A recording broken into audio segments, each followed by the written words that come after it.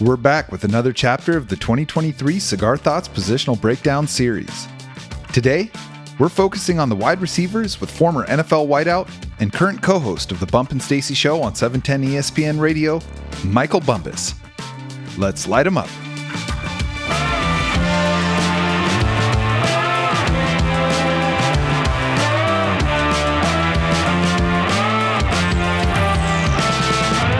I'm Jaxon Bevins, and this is Cigar Thoughts.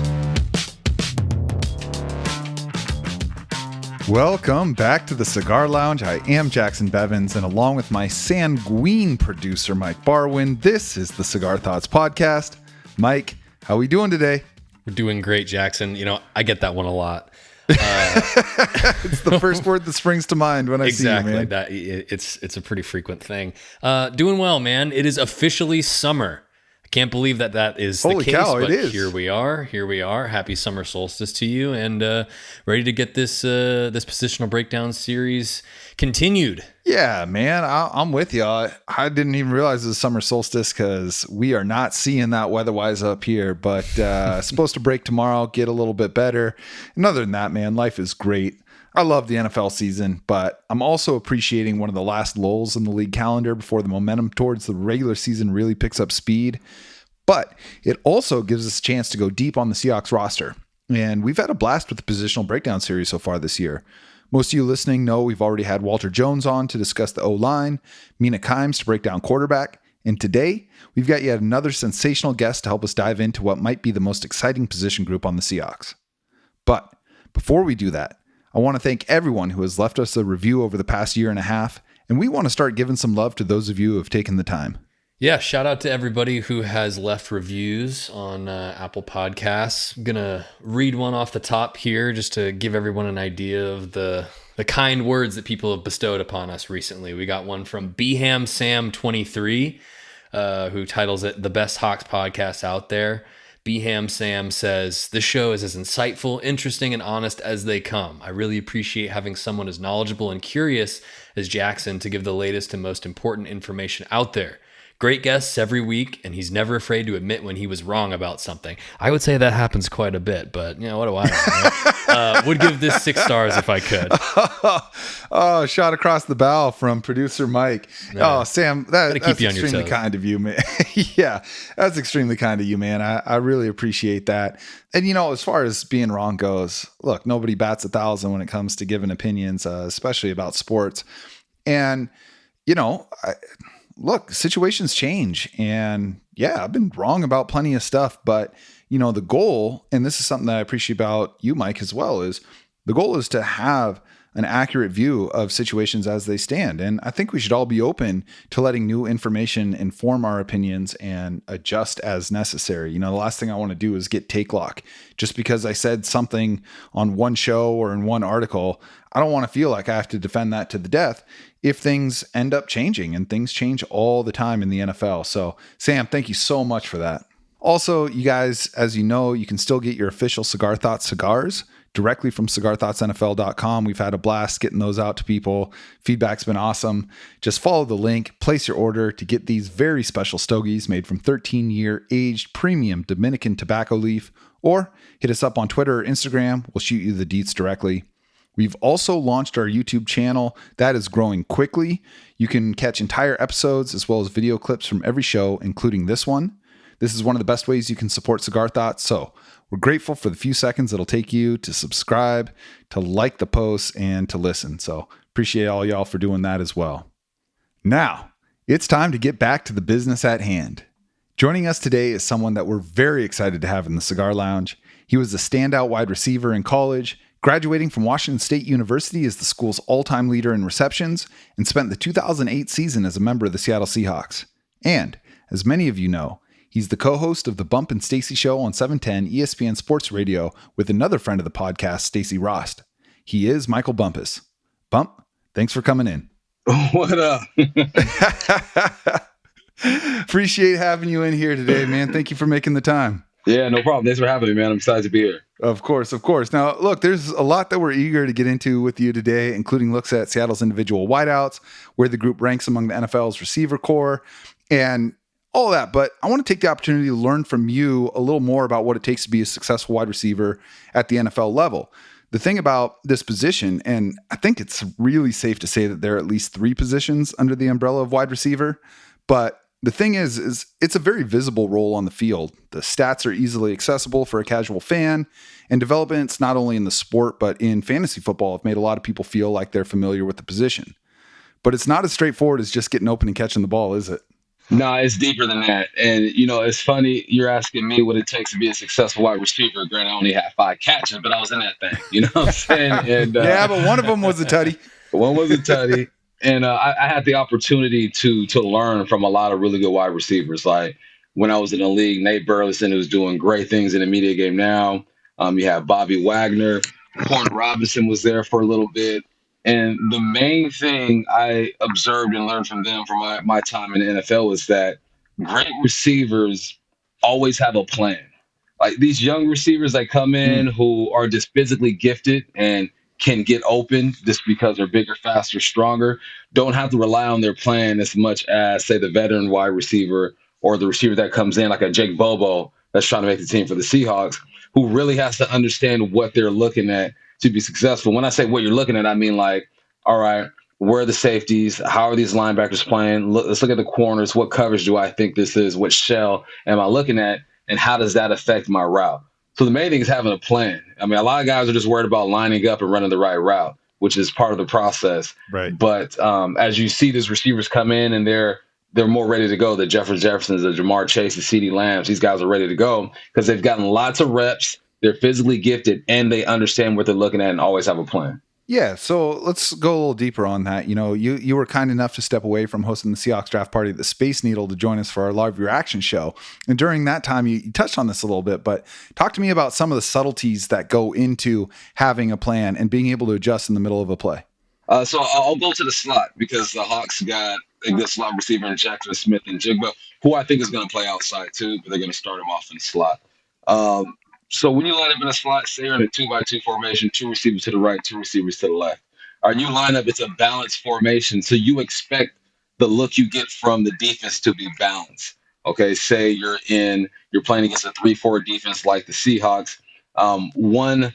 One edge rusher typically is going to walk down to the line of scrimmage. If you play a 2-eye team, you got 2 safeties, and now I'm looking at the leverage of the linebacker or safety if he walks down. Leverage meaning, is he inside? Is he head up? Is he outside?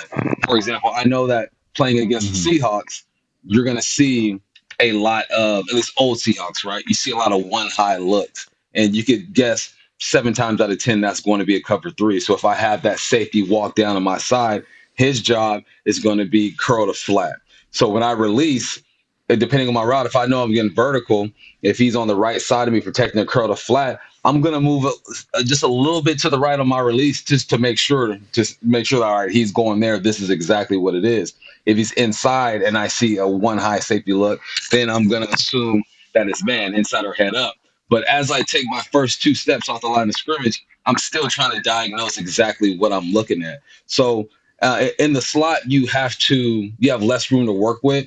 So you have to process information a bit faster. On the outside, I see 2-eye safeties. I see a corner with his butt to the sideline, and he's looking at the quarterback. All right, that's probably his zone. He's probably in quarters. I see a 1-high safety butt to the sideline looking at the quarterback. He's probably in deep thirds. Granted, his responsibilities are the same. If he's head up or inside, then it's man. But when I take my steps off the line of scrimmage, tell my dudes, by your 3rd step, you got to know exactly what he's in. So you process the information. You take what the scouting report tells you that you think they're going to be in. You double check it at the line of scrimmage, and then you confirm it a few steps into your route. Yeah, and another thing these days, I mean, there's experts on everything, right? And there's some really cool people doing some cool grading stuff. Just outside of PFF, you got Matt Harmon doing his reception perception stuff where he's grading every receiver on every type of route they run.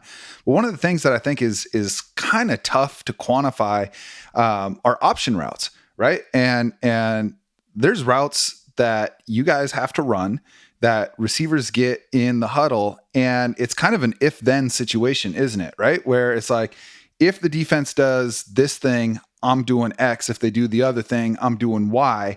How important is it and how difficult is it to get on the same page with a quarterback? Because a lot of times you'll see an interception that's just thrown straight to a defensive back, and it looks like the quarterback made a terrible play, but oftentimes it's just he was assuming the receiver was going to choose one option and the receiver chose the other one.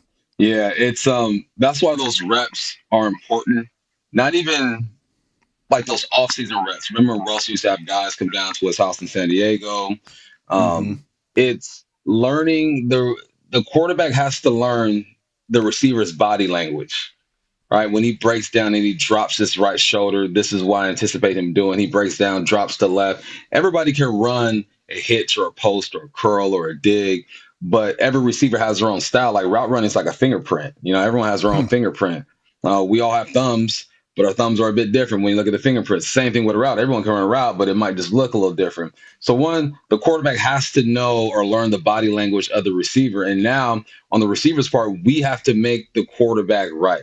Like if the quarterback tells me, if I see this defender hop this way, I expect you to do this. If he does vice versa, I expect you to do that. So it comes with a lot of repetition. There's got to be a lot of chemistry and a lot of trust, because the worst thing you can do as a receiver is make the wrong decision. QB goes the other way, and now he don't trust you. Now he's looking the other way when it comes to those option routes. What I like to call them, and not necessarily just option routes at 5 to 8 yards. There are some option routes that you get, especially in a Wazoo system, where I'm running up the seam. If the safety's over the top, I'm sitting it down at 15. If the safety's outside, I'm going to break it into this post. So that comes with learning each other's expectations, receiver learning the quarterback expectations, and then the quarterback understanding what it looks like when a receiver's trying to accomplish certain route or leverage. Yeah, probably the second most infamous play in Seahawks history is we want the ball and we're going to score, right? Mm-hmm. Is that an example of that? And I think it was Alex Bannister who's the receiver on that. Mm-hmm. Them just not being on the same page, because that throw went straight to the DB, the easiest pick six in history. And it just looked like Hasselbeck just did the dumbest thing ever. But could that be chalked up to a miscommunication in an option route? Something like that? It could be. The way, if I remember that correctly, it looked like he was running an out and the corner was sitting right there. So I look at this two ways. If you're running it out, you got the corner sitting right there. It looks like a cover two because he's not getting depth. That means he's lined up in the flat. He's responsible for the flat. As a receiver, typically you are told to throttle down and sit in that gap between the corner and the linebacker, typically, or safety, depending on what they're in. I think that one was on Matt Hasselbeck, because if I'm running it out as a receiver, I'm not going to run into coverage. I'm going to sit down into space, unless you're coached to run into coverage and get maybe the goal outside of you open. I look at that and I think Matt Hasselbeck didn't see the corner sitting there. The receiver sat down in space, and they just weren't on the same page. Okay. That's a good peek behind the curtain. I may have been wrong on that one for the last 15 years, however long it's been. I appreciate the insight, man. So let's talk a little bit about the specific guys on this team. Seattle has seen remarkable production and consistency from the top two wideouts on the team over the last number of years, from Doug Baldwin and Golden Tate to Baldwin and Tyler Lockett to Lockett and DK Metcalf. The number 3 guy has rotated pretty rapidly during that time, but this year, the Seahawks went all in to grab the near consensus number 1 receiver in this year's draft, which fleshes out the position group to a degree we haven't seen before. And we'll chat about him more in a second, but I want to start with the most polished dude on the field. Talk to me about Tyler Lockett. What allowed him to be so successful early in his career, and what he's doing that's keeping him near the upper echelon wide receivers even into his 30s, despite being a smaller guy. Tell me about that evolution and what he does to keep winning.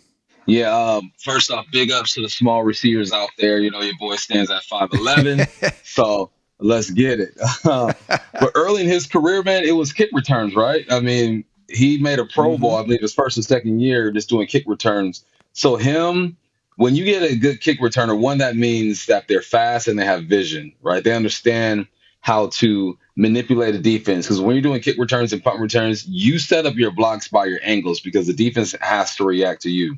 So initially, he showed he was comfortable on the football field, making plays with some of the best athletes in the world in the kick return game.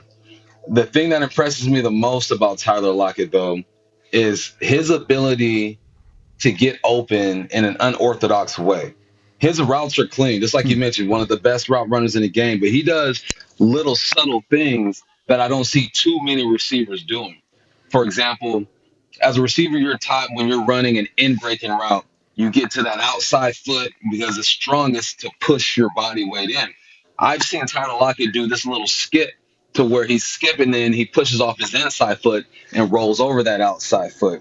I watched Tyler Lockett, and he'll do something like that skip I just mentioned, and he'll skip off the inside foot and roll the outside foot. So to a DB who's used to seeing routes ran the same way their whole lives, because I don't even teach that type of stuff unless you're running a speed out. It looks different to him, but he still keeps it crisp. There's no wasted movement. He's one of the few receivers to attack a route like that and still have no wasted movement, which I think is awesome. Another thing that he's really good at is that he creates space while the football is in the air in a way that allows him to not have to reach up and go and grab the football. I want you to think about the biggest plays Tyler Lockett has made. I can guarantee you're not thinking of any play where he's exposing himself, he's reaching up for the football, and putting himself in position to take a big hit. And how does he do that? He understands the angle of where the ball is about to drop. And I've seen him do little subtle things like hit the brakes on the defender, right? Say he has a defender on his hip and you're throwing a football over the top of his shoulder. He realized, okay, this defender is on me. I'm going to slow down just a little bit, bump into him, and then accelerate. Like his patience and awareness of the situation allows him to catch footballs that a guy his size normally doesn't catch. You look at that catch against the Saints last year in the end zone. Geno threw it to him with 4 guys surrounding him. And because he understands, okay, angles and spacing, he's able to make that play. So it's an unorthodox game. I've never seen a receiver move and do some of the things that he does, but it works for him, and it's pretty original. Craziest thing about that play is, because I know exactly what you're talking about, it's like deep up the left seam, and DK is running like a crossing route underneath it, and he sees the ball go up. Metcalf sees the ball goes up, looks at Lockett, sees the 4 defenders, and he throws his hands up in the air because he knew Lockett was going to catch it, even though it was like, if you get one of those like Amazon stats completion probability, it was probably like a 5% pass, and Metcalf just knew because he sees it all the time. And you're talking about these subtleties that Tyler Lockett has. I think one of my favorite parts of his game, he might have the latest hands of any receiver I've ever watched. And by that, I mean, he doesn't show where his catch point is until the absolute last second. Cause he's got those short arms, he's got those tiny little baby hands, and yet they get exactly where they need to be a split second before the ball arrives. So the DB, oftentimes he'll make these contested catches. Defensive backs haven't even put their hands in the air yet to try and block his vision or block the ball because they're trying to read those hands and they haven't shown yet. You sound like a receiver coach right now, bro. I mean, that's a study that some people don't recognize. If you don't know the position, what I'm saying? Some people don't recognize that. And I think that's a great point, because when you're running, I've coached both sides of the football, right? Obviously, I'm a receiver guy, but when I flip over to the defensive side, I coach DBs. I go, look, there are a few things that a receiver is going to do to let you know that football is coming, right? One, those eyes are going to get big, man. He goes from smooth, tight eyes to them things are getting big. That ball is coming. Expect you can react. Another thing is they start to raise up a little bit. Pad level goes from being down and forward to a sprint to up. I'm adjusting to catch the football. And the last one is showing the hands. Young receivers, what they want to do is, say they're throwing the ball over the shoulder down the sideline, they want to run like this, right? And what Tyler Lockett does is exactly what you described is you pump, last second you flash them late. So you don't give the DB an opportunity to do some of the sneaky things they do, like grab at your wrist a little bit if you have sleeves on, or tug on you a little bit, or play the hands early. But because it's such a bang bang play, the referees don't see it. So yeah, that's a great observation, man. A lot of people don't even recognize that. Well, it's crazy because, like you said, he was kind of a special teams guy. I mean, he was insanely productive at Kansas State, his 3rd round pick, but it was just kind of like, can a guy this small translate? And he had significant stats his first 4 or 5 years in the league, but then the team had, and this is so funny, it's like one of those little footnotes in the development of this team, but they had a big decision to make between him and Paul Richardson, which one of those guys they were going to extend. And that was a big debate on Seahawks Twitter. And Paul Richardson, more of a contested catch guy. He ended up getting a really nice contract from Washington that Seattle decided not to match, and they extended Lockett instead. And from that point, I mean, Tyler Lockett has been a true wide receiver one. I was looking up his stats over the last 5 years. This man is averaging 79 catches, 1,045 yards, and 9 touchdowns for half a decade straight. Like, that's wild. Yet CBS put out their top 100 players and he wasn't on it. You know what I'm saying? I'm right, like, give me a break. What are you looking at? You know, and I'm not even trying to disrespect a name that I'm going to mention, but I'm looking at Devontae Smith, receiver from the Eagles. And I go, dude's a baller. Yeah, for sure. Downfield threat, over 1,000 yards. But my man Lockett does it every single year. You get DK more involved, don't worry about it, I got it. You want to get the tight ends more involved, don't worry about it, I got you. So and I think really it's his personality that makes people overlook him, because he's not your typical receiver. We got the biggest personalities. We want the football. I mean, I get it. Yeah. And he's just not that. You know what I mean? So it's easy for people to overlook him and go straight to DK. And DK, it should be on that list, deserves to be on that list. But DK kind of overshadows him figuratively and literally. He's just a bigger receiver, right. bigger personality. Right. So yeah, man, stop disrespecting my boy 16, man. He's legit a top 10 receiver in this league. Same story every year, man. Same story every year. It's like he gets lost in the shuffle, and then you look up at the end of the year, bang, Pro Bowl numbers again. You know, and we're talking about Lockett winning in a bunch of subtle ways. And you mentioned this next guy who couldn't be more opposite in how he gets it done. And yet they're producing at almost identical levels. You know, I mentioned that Lockett averaged 79, 1,045, and 9 over his last 5 years. DK Metcalf is averaging 76, 1,050, and 9 in his career.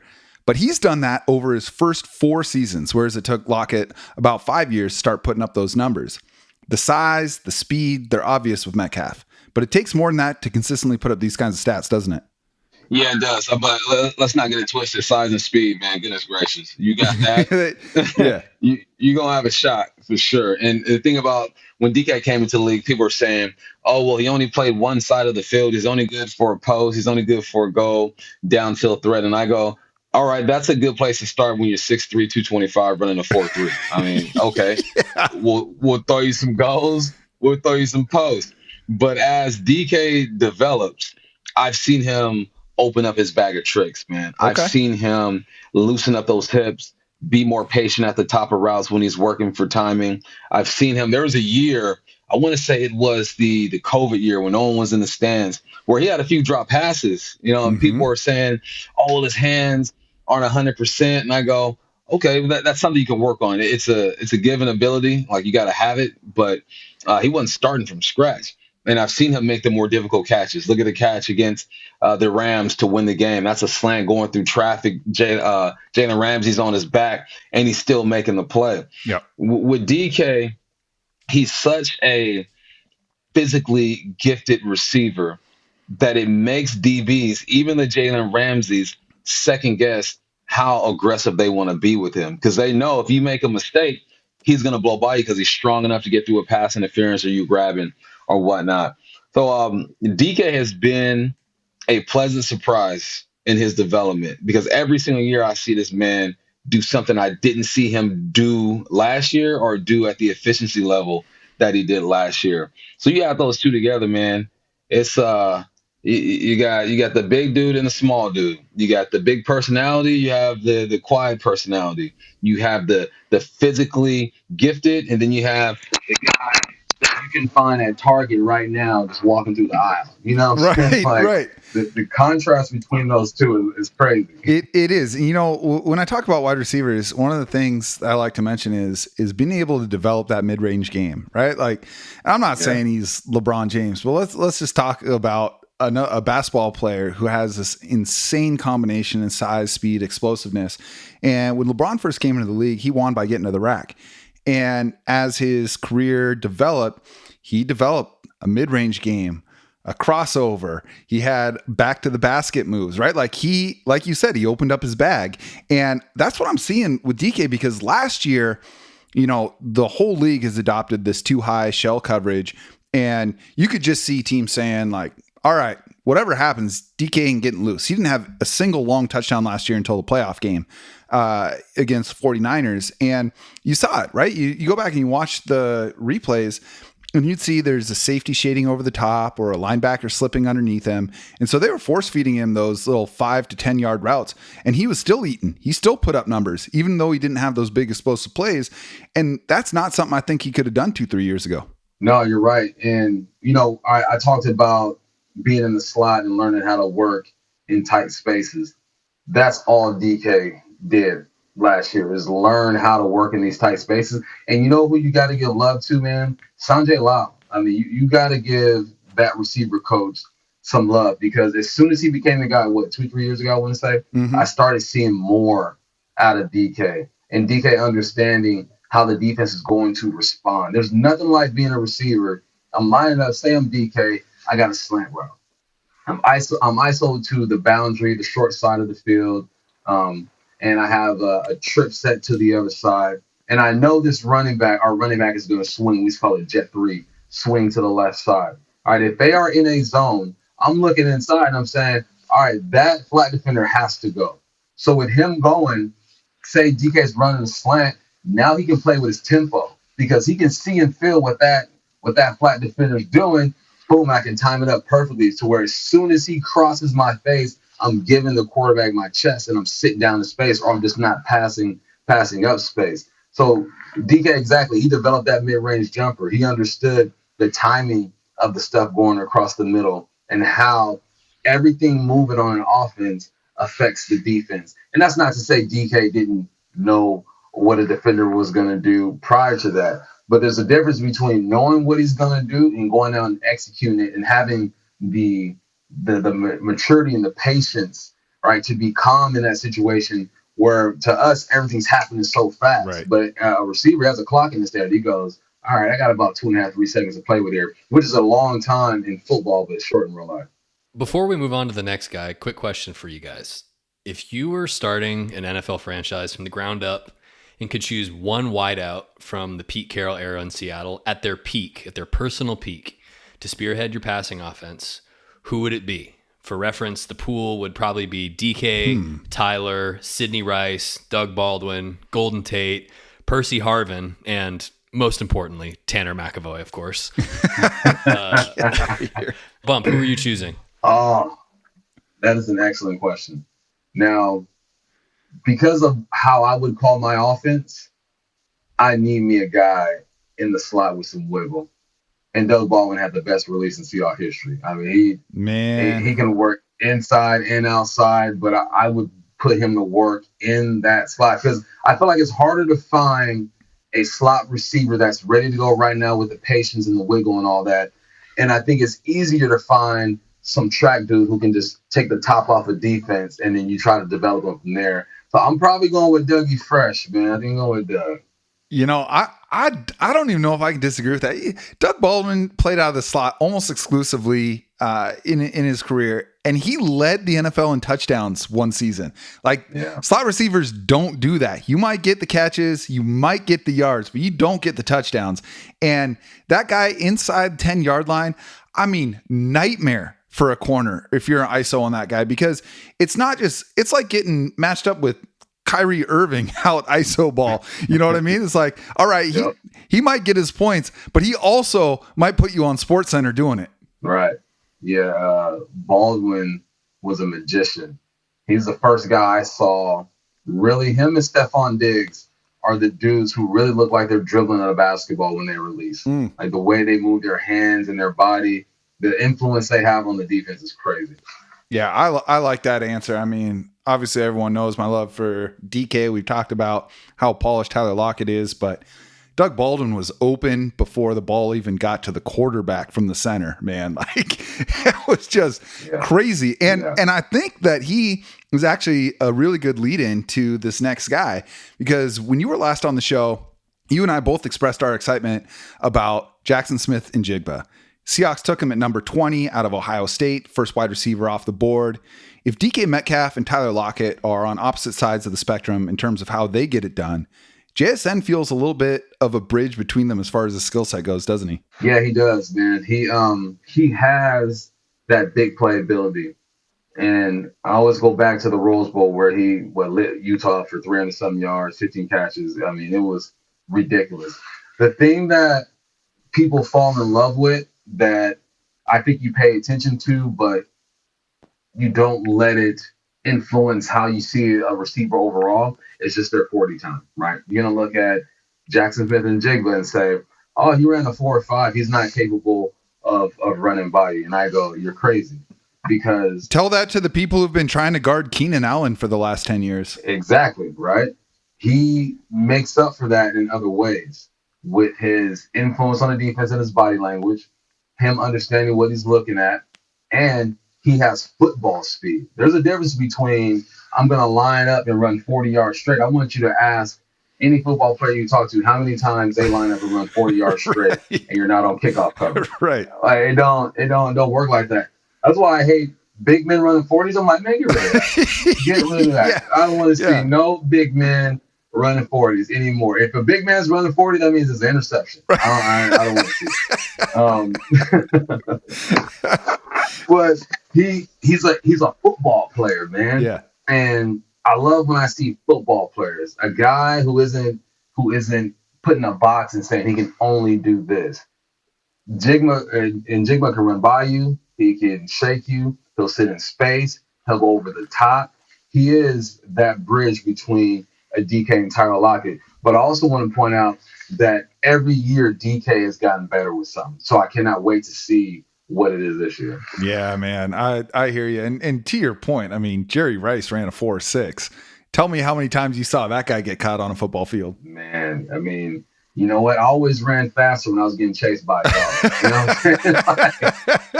I always ran faster. There's 11 dogs out there trying to get you. Totally. Yeah, man. And I mean, you know, Smith-Njigba, he played mostly out of the slot at Ohio State, but I think you and I both see the potential for him to move outside and you know, potentially provide that bridge for when Tyler Lockett's time finally comes. But, you know, he spent time at Ohio State, which has become wide receiver university.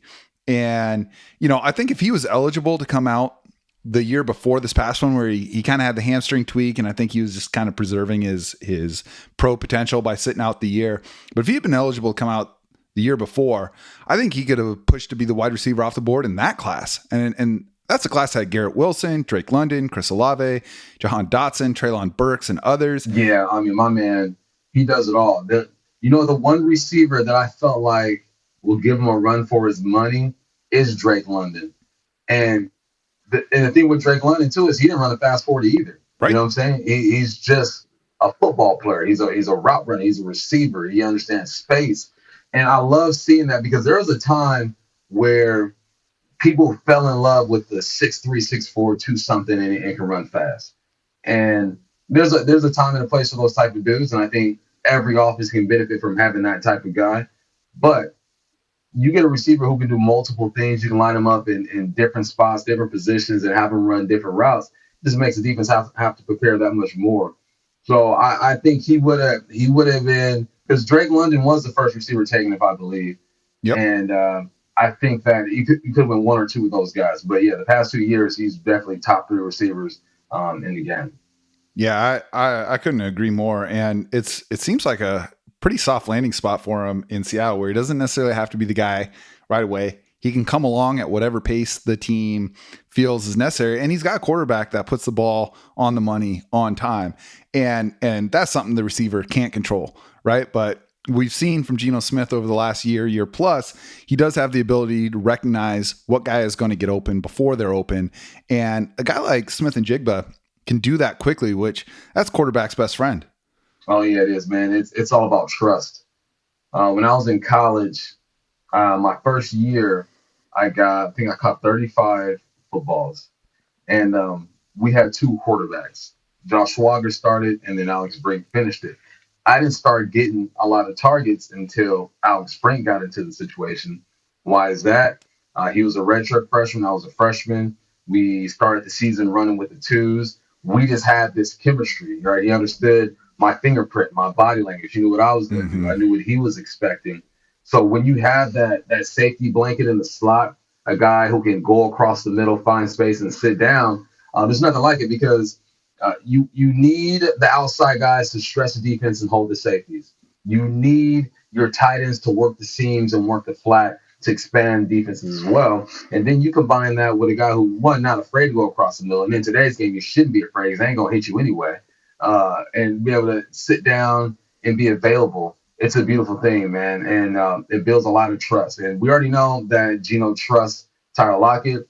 He trusts DK. I even thought he trusts Marquise Goodwin a bit last year. But with Njigba having his time together and being able to be influenced by Shane Waldron and DK and Lockett and Geno, I think it's huge too. Because even with Marquise Goodwin last year, a good receiver, 400 yards with 2 or 3 touchdowns. He's an OG in the game, right? You're not going to teach him too many new tricks. With Njigba, you have a chance to really help mold a young man, and he has 3 of the best mentors in the game. Yeah, he really does. Like I said, it's a great situation for him to be in. And one of the things that he does that you don't see from a lot of slot type wide receivers, he's got that yak ability too. He kind of, his get off is similar to Doug Baldwin, but when he's got the ball in his hands, he's a little bit more Golden Tate. Kind of turns into that running back. Yeah, he's slippery. He's not a guy who's going to run by you. But if you watch his highlights, he's the guy that you rarely see get squared up and just popped. Right. He's the guy who is capable of changing degrees just enough to where, okay, you might make the tackle, but you're not going to get a clean hit on me. I'm going to make sure that I'm safe out there. And that comes with, one, his inability. I know some guys have no dang awareness, and I'm like, bro, you're going to run straight into that mic back right there. Like, you don't see that man sitting there. And then, you got guys who ain't even looking at him, but they feel him. They have a great feel for the game. And that translates into yak too, especially if you're not a 4-3 guy.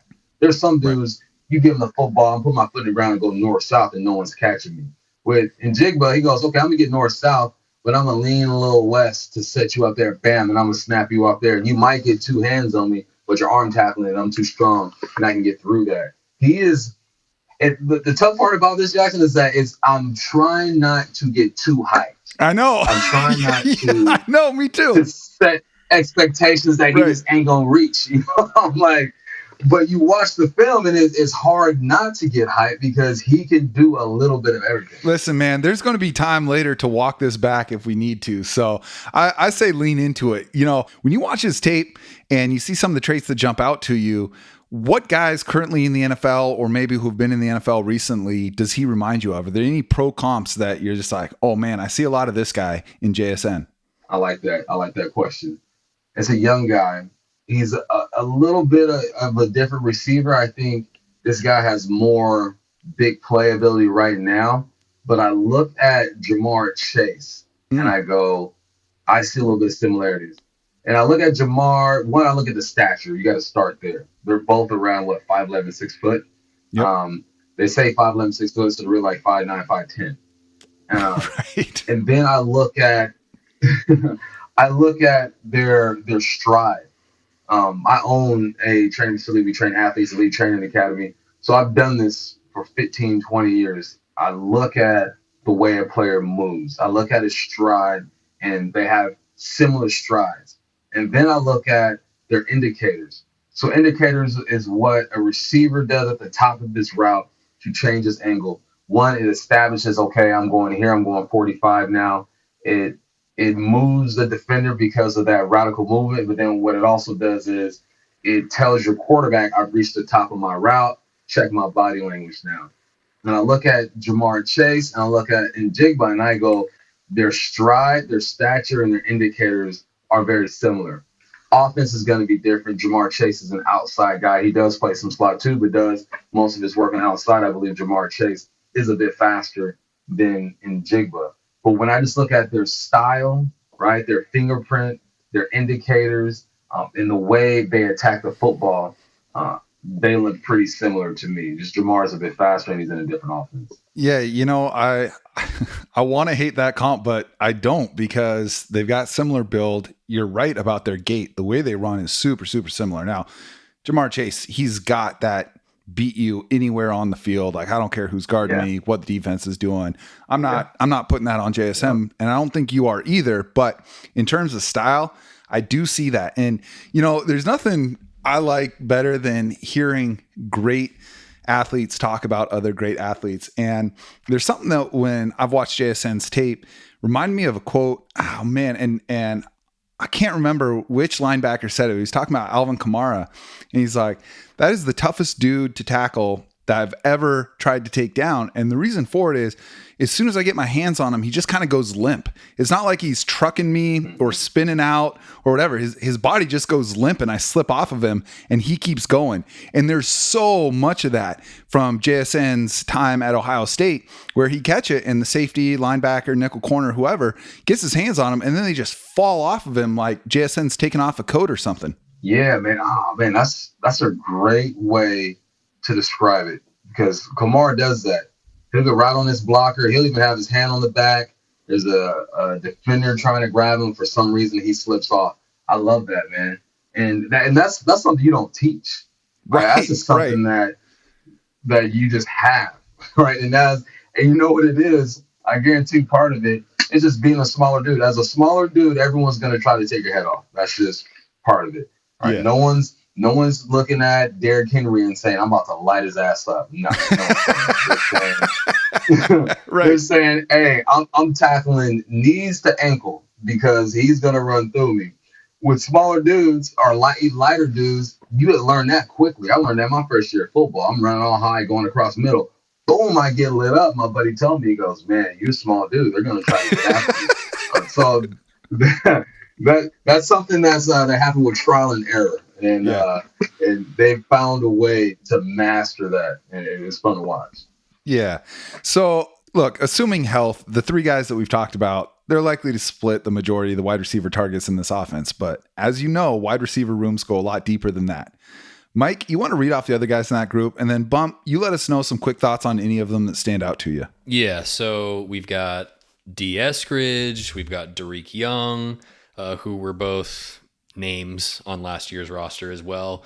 Cade Johnson got some time towards the end of the year. Cody Thompson still around. Bump, you mentioned Jake Bobo earlier. There are a few other guys. Who stood out to you so far? So far, I'll just go through it and give you what I think about all these guys. Great. Cade Johnson, Cody Thompson are guys who can play in this league. I don't expect them to be starters in this league, but they're reliable. And reliability is huge at the receiver spot. You got to do the right things, be in the right place at the right time, and that's why those guys have been able to stick around, in my opinion. You go to Derek Young, who I really like. I like Derek Young. Comes from a small university. The coaches seem to like him too. Yeah, they do. I mean, we interviewed him on one of the shows I do on Hawks Live on Thursdays. And it was like the last quarter of the season, and we're talking about how we're seeing him a bit more. And he goes, "Yeah, man, the coaches want to use me a bit more at tight end as well because he played tight end in college. He played tight end, running back, and receiver in college. He did it all. And he's big. He's not a small guy. And he goes down on special teams, and he makes a lot of plays. I like him. He's a utility type of dude. He's that guy, Slater, receiver for New England that's been there for 20 years or something like that. Yeah, Matthew Slater, man. Slater, yeah. He's been around because he's reliable and he's good on special teams and he's a big body. That's how I see Derek Young. And if you open up the playbook, I think he can make plays as well. He made a couple last year. D. Eskridge is the one that just baffles me, man, because you see what he can do. And he's more explosive than Tyler Lockett when it comes to speed and agility, right? But for some reason, he can't stay healthy, and that's always going to be a problem. And I don't think they trust him yet. Now, I'm not at practice every day. I'm not in the film room, so I don't know exactly what it is. Maybe he has some hurdles when it comes to some things. But for some reason, they don't trust him, and he hasn't been available because of injuries. This is going to be a big year for D. Eskridge. I think he can do it. People on the Bumpus Station show get on my head. They're like, "I don't know why you like this guy so much. He's a bum." It's crazy how people call NFL athletes bums and they're sitting at home. It blows my mind. Right. I'm like, he's not a bum. Right. He's in the league. Right. Yeah, elbow deep in a bag of Cheetos on the couch. Yeah, but he's a bum. It's going to be big for D. I think he can help in the kick return game. But I think if he can stay healthy, he can help in the pass game too. Jake Bubble is the guy that intrigues me the most. And he intrigues me the most, one, because he's big as hell, 6'4", 6'5". Right. And he intrigues me the most because he's slow. Yet I go to these practices and he's making plays and he's getting open. So if you run, my man ran like a 4.8, 4.9. He's 6'4", 6'5". He's slow. There's no reason he should be getting open, right? Reason why he's getting open is he's a football player, and I love me some football players, and I think he's a dark horse to make the roster. I think that if they try to slip him on to the practice squad, somebody might grab him, and because of that, he has a chance of making this team. Now he's got to go down and tackle dudes, and that's something receivers don't like to do. I remember preseason, my rookie season, they asked me to go down and tackle somebody on kickoff cover. I'm like, I ain't tackled anybody since high school, man. I'm like, what are you talking about? Go down and tackle somebody. Right. Just throw your body. It was like, just throw your body in there and see what happens. So that's exactly what I did. But thankfully, Bubble has the body to really be physical on special teams. I'm counting on him making it. But I like this wide receiver room, one, because there's competition. There are guys who have been here for a while, so they understand how Shane and these guys like to work. But there's no denying who's going to get the start, and that's right. Lockett, DK, and Njigba. So everyone else is fighting behind them, and I love that because it creates competition and it forces guys to either put up or shut up. And Pete Carroll loves that. Yeah, no doubt. I want to circle back to D. Eskridge because of all these depth guys, he's the one with real draft capital, right? That had some hype coming out. It was the first skill position taken since Shane Waldron was brought on, and you could just tell they had a plan for this guy. So let's say he stays healthy. Let's say he earns the trust of the coaching staff enough to be on the roster and get on the field. Is he the type of guy? Let me back up. What role in that situation does D. Eskridge have on this team? Is he someone that you got to manufacture touches for, or can you put him out there and say, hey, we trust you with this playbook? I think to get him going, you have to manufacture touches. And I look at, Shane Waldron comes from the Rams offense and Sean McVay, he's in that coaching tree.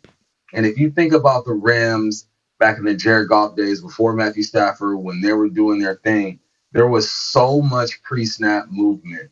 It made the defense have to communicate and be held accountable. And how did they do that? They would shift with the tight ends a bunch, which I think we're going to see more of. And they would use the receivers, Robert Woods specifically, going from left to right because he was fast enough to do it. I think initially that's probably where you should use D. Eskridge, is when it comes to shifting and motioning. But he's the type of receiver to where he's like he's a scorer in the NBA. He's a slasher. Things ain't going right. Yeah. All right, get to the free throw line, see if you buckets go in, and you'll get your game going. That's how the way I look at him. I go, he needs a couple touches to remind himself, okay, I can do this. I'm in a groove, and you get your game going. And if there's anybody who can be a screen guy for the offense at the receiver spot, I think it's D. Eskridge, man, because where do you go to Western Michigan or something like that? You look at his film, he has the speed to go over the top. He has the wiggle, the yards after the catch. Just for some reason, it hasn't been clicking for him quite yet. So I think you manufactured some touches for him earlier, but then he's got to prove that he can just run the offense, right? You can't just put him in there and everyone knows that, okay, there's a screen, a bubble coming, a jet sweep, and then you become predictable, and that's not what you want to be. So I think initially, get us some touches. After that, he's got to be able to do everything. I mean, it's what you saw the Chiefs do after they traded for Kadarius Toney, right? They weren't putting him out there 60 snaps a game. He'd be out there for 20, but he was going to get looks on those, right? And I'm not saying Eskridge is Kadarius Toney. Kadarius Toney's an alien, man. That dude moves different than anybody I've ever seen. He's like he's like a water skeeter, man. But Eskridge, I think, is the same kind of thing where it's like, I think initially if he's on the field, it is a little bit of a tell that he's out there because they want to get him the ball.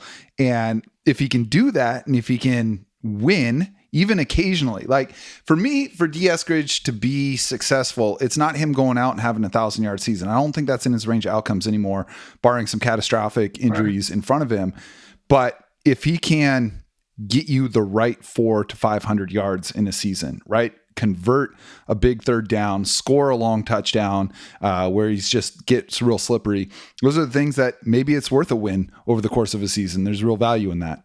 Yeah, I agree. Look how the Chiefs used Sky Moore in the Super Bowl, right? Yes. They set another Western Michigan guy. Right? Exactly. The way they set him up for success in that Super Bowl was beautiful.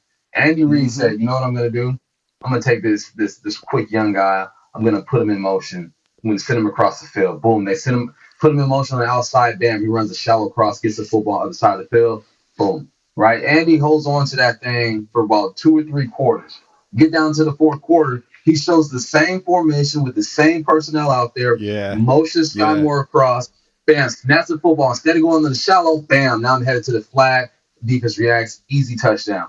That's the type of guy D. Esperes needs to be. That is a weapon that needs to be utilized. And he's more than capable. I'm with you. 1,000 yards, don't worry about that, man. You give us 8 to 10 big plays a season, and you have a spot on this team.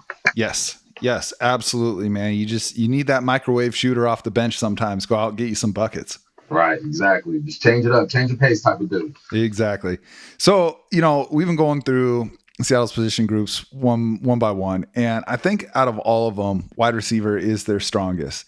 They're built to be good now and for the foreseeable future. But as you look around the league, how many teams would you trade these guys for straight up? And by that, I mean, you have the option to trade all the receivers on Seattle for all the receivers on another team straight across. Okay. One. So here are the teams that I would consider. I'm not saying I would do this trade, but I'm considering it, obviously, with the Bengals, the Dolphins, the Eagles, the Vikings, the Chargers, and maybe the Bucks. Those are kind of the teams that I came up with. But out of those ones, I want to hear who you would take over Seattle's group before I give my answer. Not too many. I look at the Cincinnati Bengals and I go, they got 3 of them over there, 2,000-yard receivers and another 700 to 800-yard receiver. Mm-hmm. Those guys are good to go. I think that's locked in. I look at Miami and they have 2 over there who I feel like are equivalent to 3 if you do it right, in Waddle and Tyreek Hill. After that, actually, and then I could look at the Niners, and I appreciate what they do with their receivers because the Deebo and Brandon Ayuk. They should be on this list. Yes. Yeah. They're special. They're physically, they're probably the most athletic receivers. Not the most polished, but the most athletic. It's the way they move and the yards after the catch is crazy with those 2. But after that, I mean, I don't see anybody. Everyone else just has one receiver you really rock with. I mean, you could look at Philly and say A.J. Brown, Devontae Smith, but I'll take Tyler Lockett over Devontae Smith. Only thing Devontae Smith has is that he's younger than Tyler Lockett right now. Yeah. But anywhere else, you're just looking at one receiver. I mean, Dallas has CeeDee Lamb and Michael Gallup. They're fine over there. Nothing too grave. You got Justin Jefferson, Adam Thielen is lost. They really depend on their tight end over there. Justin Jefferson, their tight end. Yeah, I'm wondering if Jordan Addison doesn't sneak into the conversation by year's end, but that's a lot of projection there. Yeah, it is. It is Jordan Addison. You look at Baltimore. We think Odell Beckham is going to be good. You got Zay Flowers over there as well. There's only 2 other teams. Bateman. Yeah, Bateman's there, but he can't stay healthy to save his life. So I don't see too many. I'd say 2 straight up. Other than that, we got to work a deal out. I think I'm with you. The temptation for Justin Jefferson, you almost just want to take whatever comes along with him, because I think he just might be, I might put Devontae Adams ahead of him in terms of just like most complete wide receiver in the NFL, but that might be about it. The other team that I am thinking hard about, though, is the Chargers, just because, you know what a fan of Keenan Allen I am. I think Mike Williams gives you that big play. He's probably the best contested catch guy in the NFL, but as a result, he's also hurt all the time. And then they just drafted Quentin Johnson. Again, you got to project, but he went right after Jaxon Smith-Njigba and was in that conversation for first wide receiver off the board. But I think I'm with you. I think I got Seattle number 3 behind Cincinnati and Miami. Yeah, I mean, we're banking on Njigba being the guy that we think he can be. But if he is, I mean, it's on Geno now. And that offensive line, Can you protect Geno? Can you be first half of the season Geno for the whole season? And can Shane? And I'm really excited for Shane too, man. I feel like just like Clint Hurt on the defensive side, I feel like has everything he needs now to run that 3-4. I think they forced it last year. They just didn't have the guys, but hey, this is what we're gonna do. I look at Shane Waldron and I go, bro, you got everything now. You got everything. You have 4 running backs, so I know we're gonna see all 4 of them. You have 3 starting receivers who are going to get to go. You got 3 tight ends who can get it done. you're young on that offensive line, but with the tackles going through their bumps and bruises last year, you still got Evan Brown who's going to compete at that center and that guard spot. You drafted 2 other offensive linemen. I'm looking at this offense and I'm saying it might not put up the numbers that Schottenheimer offense put up and broke all these franchise records, but they're going to be able to do whatever they want to do, play whatever style they want to play, and just line up and go. Yeah, I'm with you there. I don't think Seattle's going to play at the pace that lets them put up the raw numbers that have you talking about, like, this is top 5 offense. Like, I don't think they're going to be top 5 in points per game, but I do think they can be top 5 in what I think is the most important offensive metric, which is points per drive. Right. Because some teams, the way they want to do it, their offense is only going to be on the field 10, 11 possessions. Other teams want 12, 13, 14 possessions. They're going to boat race. You look at the Vikings. They just play fast, got a shitty defense. They're going to go out there and score as often as they can.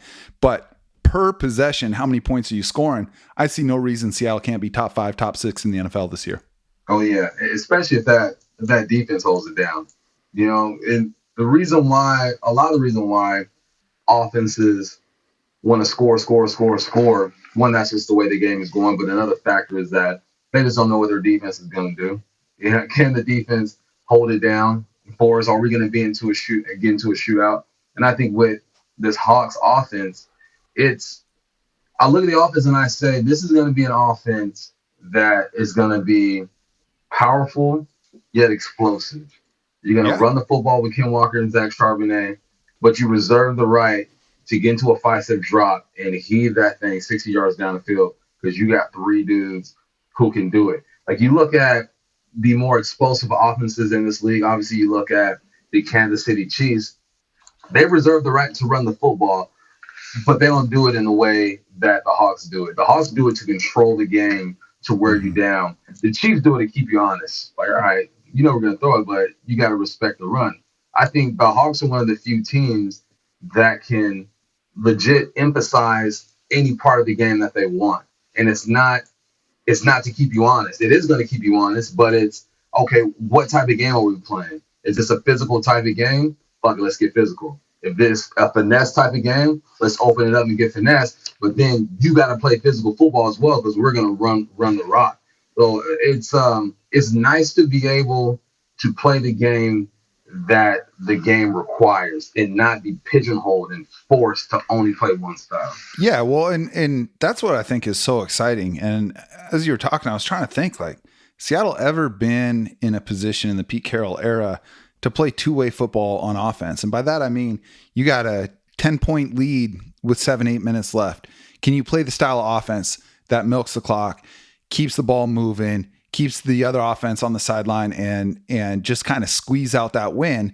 And then also, if you're down 10 with 7-8 minutes left, can you count on offense to score quickly and give yourself a chance to steal that victory? And I think on paper, Seattle is prepared to do that. I don't know that they've ever really been in that situation before. No, I don't think so. I mean, because you think about last year, what was the knock on Geno last year? Oh, no game-winning drives. He can't win the big one. He got one last year against the Rams, but it felt like it wasn't forced, but it didn't feel like that was something that was in their wheelhouse. It was like, all right, we're forced to do this because of the situation.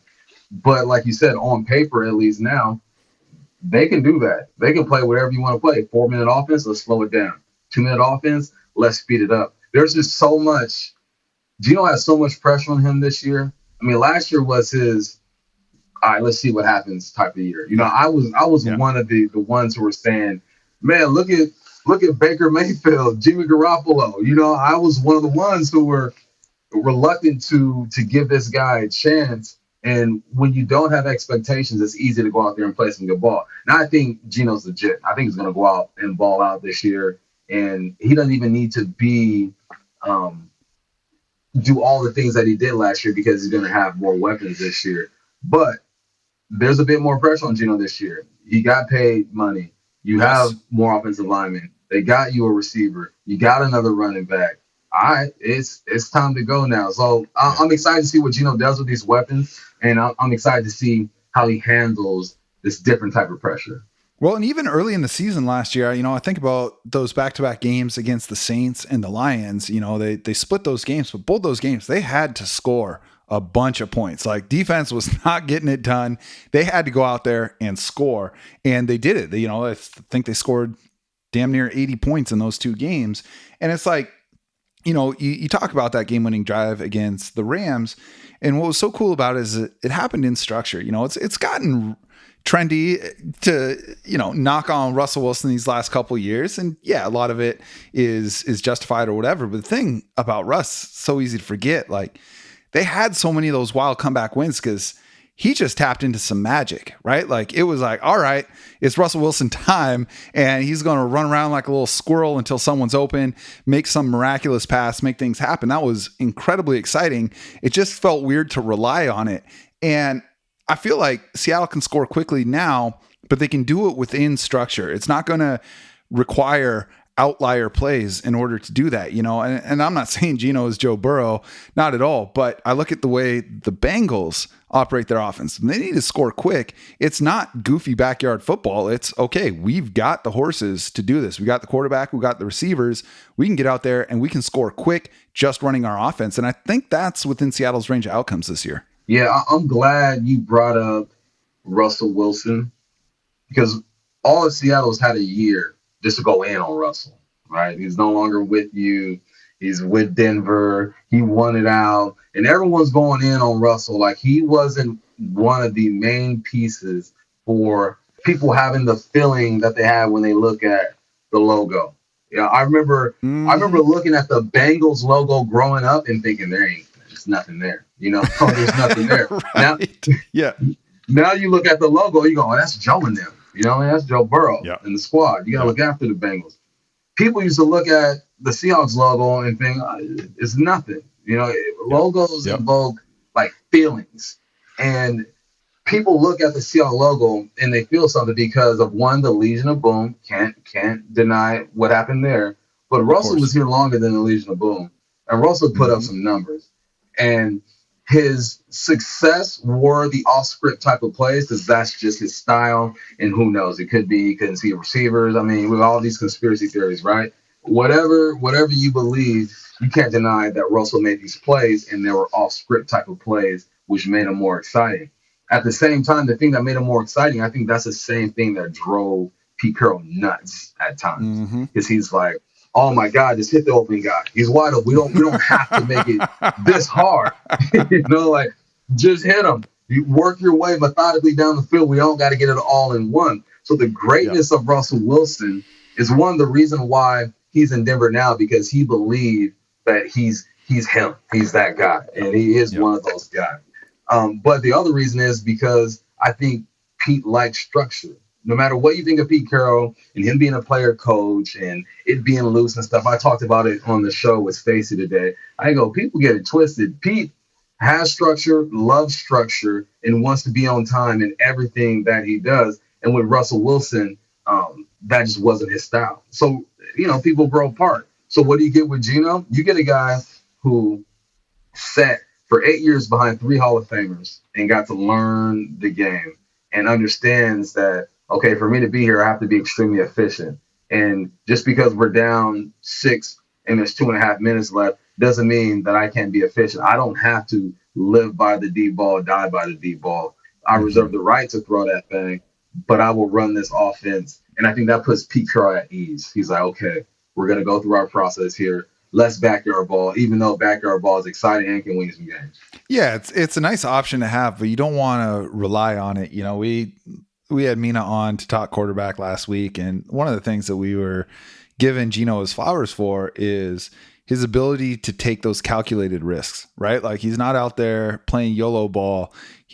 He'll take 2 or 3 shots a game, but he picks his spots with it. And I think that's something that has to give a head coach, especially one like Pete Carroll, just a lot of comfort. That's like, okay, you're only going to do this a couple of times, so I trust you to pick those spots because you've earned that trust from us. But the rest of the time, the other 58 plays that we run, I can count on you to get the ball where it needs to go, to make the right pre-snap read, put a guy in motion who needs to be there, tell you what the defense is doing, and then run the play.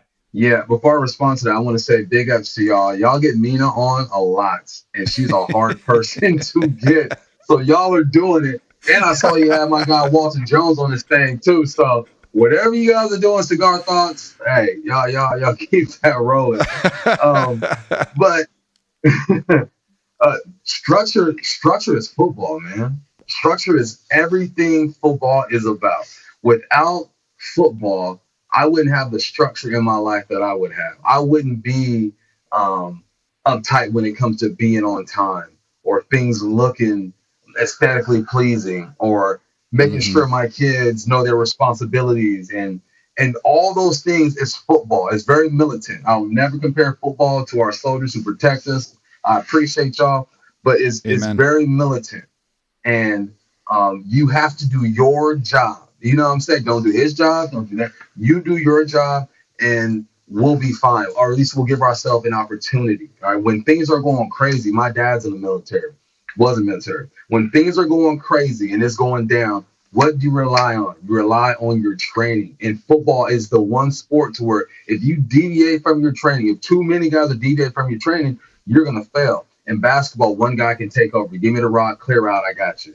In soccer, we see Messi dribble through a whole bunch of dudes, I got you.